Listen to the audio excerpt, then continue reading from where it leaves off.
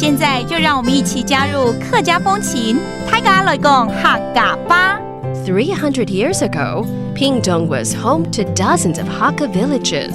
When Zhu Yigui started a rebellion against the Qing dynasty, 6 of those villages raised troops to quell the uprising. Those 6 are the source of the Liu Dui name, and many Hakka traditions in the area come from that period. Next year will be the 300th anniversary of Liu Dui, and the Hakka Affairs Council is planning a number of events to commemorate the occasion.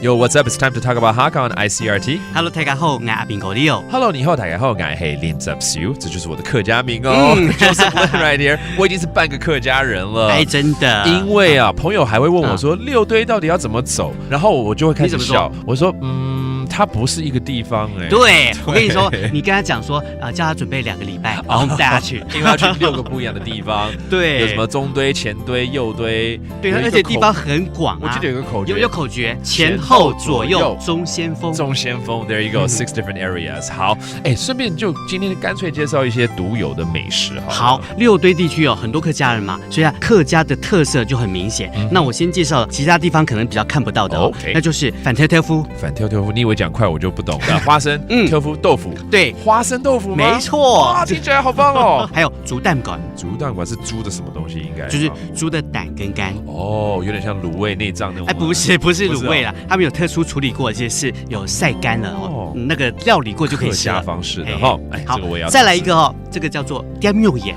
哦，肉眼就肉丸嘛。對，要掂啊。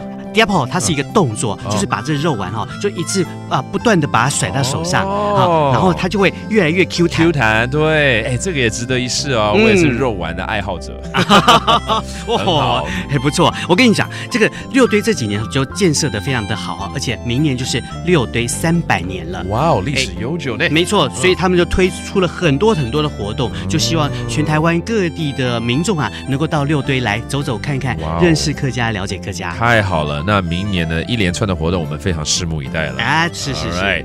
Well, let's teach you some phrases now, such as this area known as 六堆. And then there are a couple of food items we taught. 花生豆腐, the peanut tofu. 反挑挑夫. Okay, and then there's also the meatball, 那個肉丸啊。肉眼。好，然後那個動作叫掂。